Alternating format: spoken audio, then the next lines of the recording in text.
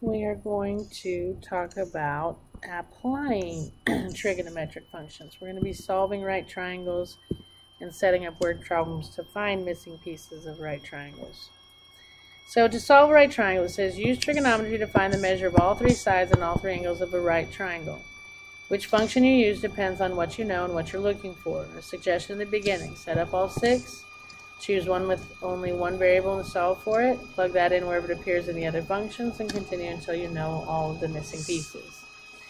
So when we're told to solve a right triangle, basically they want six answers. They want angle A, angle B, angle C, side A, side B, and side C. And they got to give you three of the six. Alright, so they gave me angle A is 34.5 degrees. They gave me side B was 10.5. Well, I guess they got to give me two pieces. Well, there's always that piece of information in a right triangle. You always know angle C if they label it that way. Okay, so I've got three pieces to find. Now you can use trig if you want to find the missing angle, but the fastest way to find a missing angle when you know 2 is to take 180 minus 34.5 minus 90, because the three angles of a triangle have to add up to 180, and you get 55.5 degrees. So there's angle B. So now, to find the other sides, I have to use trig. So if I'm looking for side A, if I stand here at A, that's opposite, and I got to use a side I know, which is this one, and adjacent. Opposite and adjacent is tangent. So if I set up tan of 34.5, that will be opposite, which is A, over adjacent, which is 10.5. So now, to find little a, I can multiply by 10.5, multiply by 10.5, and little a, make sure you're in degrees. If you type that in, 10.5 times tan of 34.5, you get little a is 7.22. So I know little a is 7.22. One more and I'm done. Well, again, and you could label this angle now that you know it. You could stand there, but since I'm here, now I'm looking for C. I know adjacent and I need hypotenuse. Adjacent and hypotenuse is cosine. So if I do cosine of 34.5, that will be adjacent, which is 10.5, over hypotenuse, which is little c, which is what I'm looking for.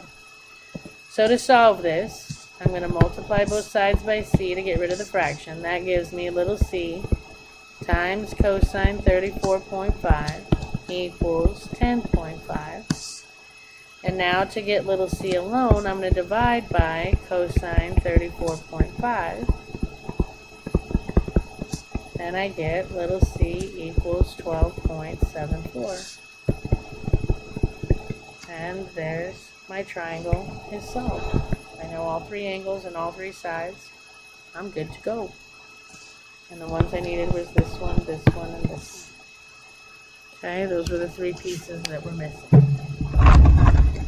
Alright, so let's try another one. Here they tell me that little a is 30.4 and little c is 50.2. And that's all they tell me. Okay, so let's get set up. I need angle A, I need angle B, I already know angle C.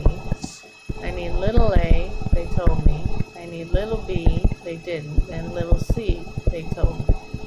So there's the three pieces I know. And I got to find the other three. So, to set up, I don't know either of my angles, so stand anywhere you want. I like down here. So from there, I know opposite and I know hypotenuse. So that by sine A equals opposite over hypotenuse, I can get A alone now if I kill sine, and to kill sine, I use an arc sine, which gives me angle A equals 37.3 degrees. So now I know angle A.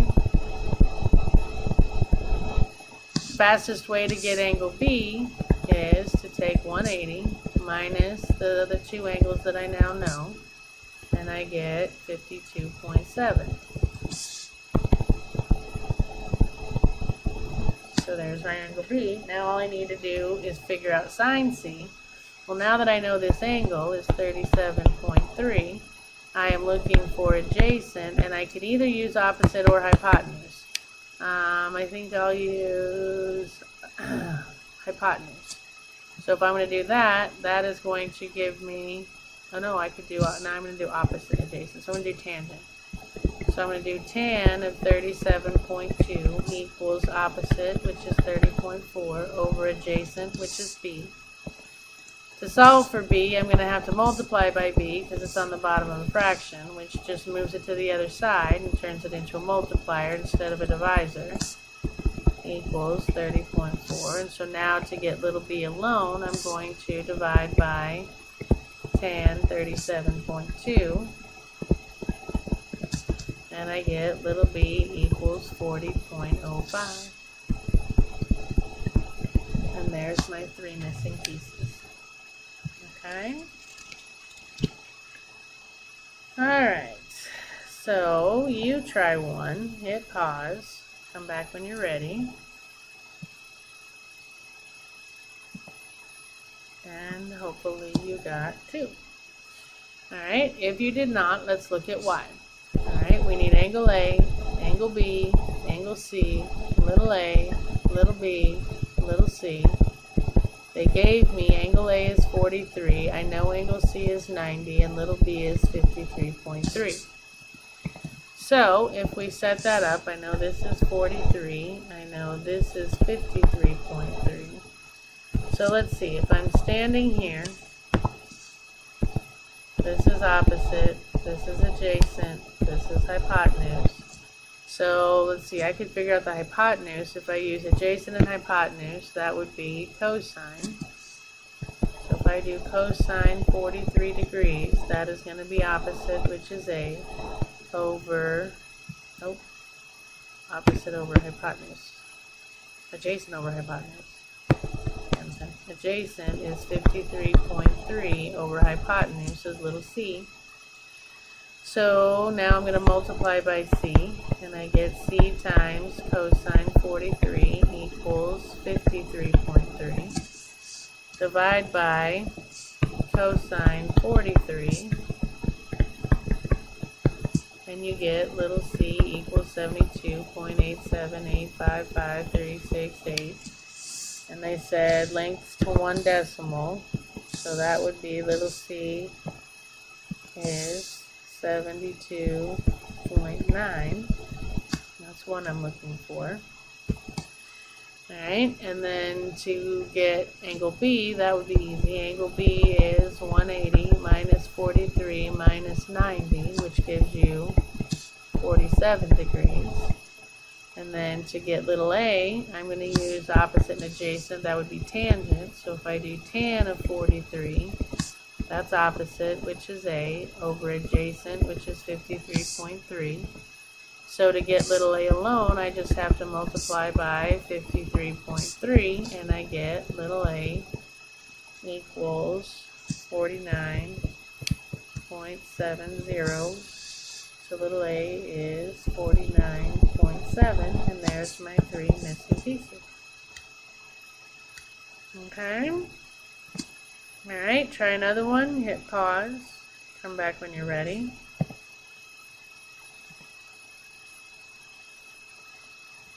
And hopefully you got A.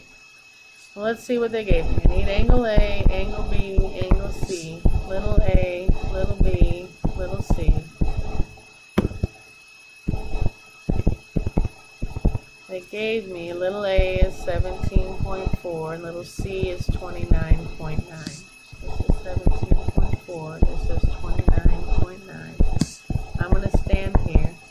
To find A, that's opposite, that's hypotenuse, that's adjacent.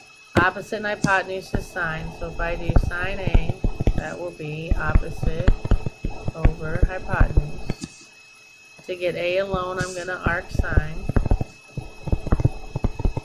And I get angle A equals 35.587 degrees, which if I round, angle A is 35.6 degrees. This hypotenuse is 90. So to get angle B, 180 minus 35.6 minus 90 is 54.4 degrees. There's your B. And now I just need adjacent. Well, if I'm standing here at A, which is 35.6, and I'm looking for B, which is adjacent, if I use adjacent and hypotenuse, I would have cosine. So if I do cosine of 35.6, I get adjacent, which is B, over hypotenuse is 29.9. So to solve this, I'm going to multiply both sides by 29.9, and I get little b equals 24.304062, blah, blah, blah, blah, blah. Rounded to the nearest tenth would be 24.3. And there's your 3 missing pieces. Alright, so now we're going to talk about simple harmonic motion. Well, it says, because of their periodic nature, trigonometric functions are used to model phenomena that occur again and again. This includes vibratory or oscillatory motion, such as the motion of a vibrating guitar string, the swinging of a pendulum, or the bobbing of an object attached to a spring. Trigonometric functions are also used to describe radio waves from your favorite FM station, television waves from your not-to-be-missed weekly sitcom, and sound waves from your most prized CDs. To see how trigonometric functions are used to model vibratory motion, consider this. A ball is attached to a spring hung from the ceiling. You pull the ball down 4 inches and then release it. If we neglect the effects of friction or an air resistance, the ball will continue bobbing up and down on the end of the spring. These up and down oscillations are called simple harmonic motion. So you can see they took this spring, okay, it was at 0 at rest. They pulled it down to -4 and they let it go. So it came up and then it came back down, and then it bounced up and then it bounced down. And again, they're saying if there was no air resistance or friction, then this would just continue forever and ever and ever. And you can see it looks like a sine wave or a cosine wave depending on where you start. Okay, so it says the position of the ball before you pull it down is at D equals 0. This rest position is called the equilibrium position. You pull the ball down 4 inches, that means your total distance away from equilibrium is -4, and release it. Okay, and they took these series of photographs to show you at 1 second intervals where the ball is. That's harmonic motion. Alright, so let's see.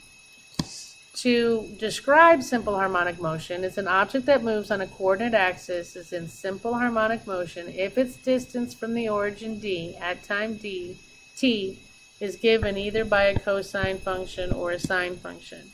And guys, they're the same thing. Your amplitude is going to be the absolute value of A. Your period is going to be 2 pi over B, but in this case they call B this omega, this W, where omega is greater than 0. The period gives time it takes for the motion to go through one complete cycle. And then the other thing they're going to want is the frequency. But all you do is flip over the period to get your frequency.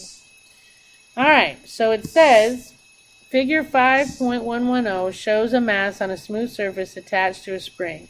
The mass moves in simple harmonic motion as described by this function, with t measured in seconds and d in centimeters. Find A, the maximum displacement, B, the frequency, and C, the time required for one cycle, which is a fancy way of asking you to find the period.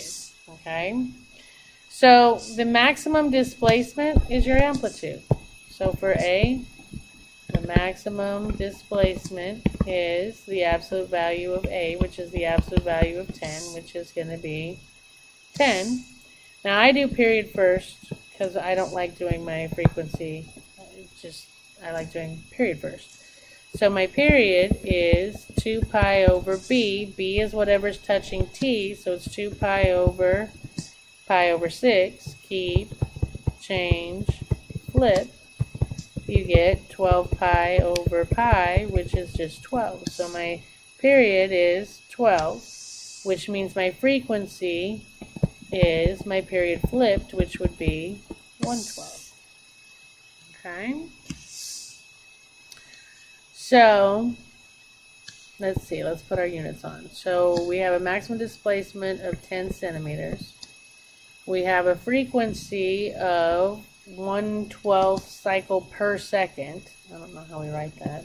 Cycle per second. And this would be 12 seconds for the period. Okay. Alright, so this one says an object moves in simple harmonic motion described by the given equation, where t is measured in seconds and t in inches. In each exercise, graph one period of the equation and then find the following. The maximum displacement. Well, your maximum displacement is going to be the absolute value of negative 1/2, which is going to be 1/2. Okay. Your frequency, again, I do that after my period. My period is going to be 2 pi over b, which is pi over 4. And that's going to be keep, change, flip, which is 8 pi over pi, which is just 8. So it's going to take 8 seconds. If you, to graph, to get your scale, they didn't ask for this, but to get my scale, I take my period divided by 4, which is 2. So we're starting at 2. Okay. And then the frequency then is going to be 1/8. And then D, they want the phase shift. Remember, your phase shift is going to be C over B, which is pi over 2, not negative because we changed the sign, over B, which is pi over 4. So if I keep, change, flip, I get 4 over 2, or I get 4 pi over 2 pi, which is just 2. So my phase shift is 2, which means it's shifting over to here, and then I'm scaling by 2, so 4, 6, 8, 10, 12, yada, yada, yada. There is no vertical shift. We're not moving up or down. So my ordered pairs, 2, 4, 6, 8, 10. For sine, you start at 0, then you go to, in this case I have to go to down amplitude, then 0, then up amplitude, then back to 0. So there would be 1/2, and there would be negative 1/2, so I go to 0, 4, negative 1/2, 0, up, 0. There is 1 period of that function. And you can see we shifted to the right 2 units. Alright, so you try this one, hit pause, come back when you're ready.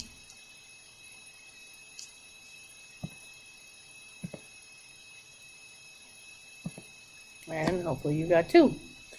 Alright, it says the maximum displacement, that's your amplitude, which is going to be 3. The time required for 1 cycle, that's period, which is 2 pi over b, which that means my period is 2 pi over 3, which means my frequency is 3 over 2 pi. Yeah? They write their 2 pi over 3 as 2/3 pi. It's the same thing, because you would have 2/3 times pi over 1, which is 2 pi over 3. Yeah? Alright, try this one, hit pause, come back when you're ready.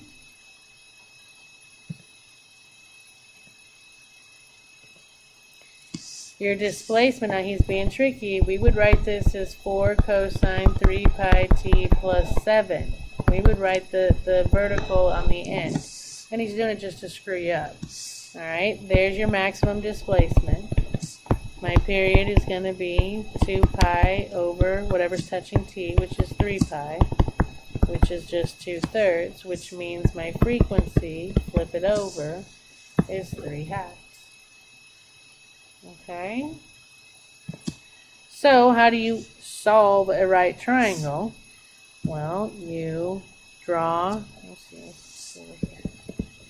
You draw your right triangle, label known pieces, set up trig functions to find missing pieces, and then when you have angle A, angle B, angle C, little b, little c, you're done. Alright, we are at homework, so happy homeworking, and I will see you next time.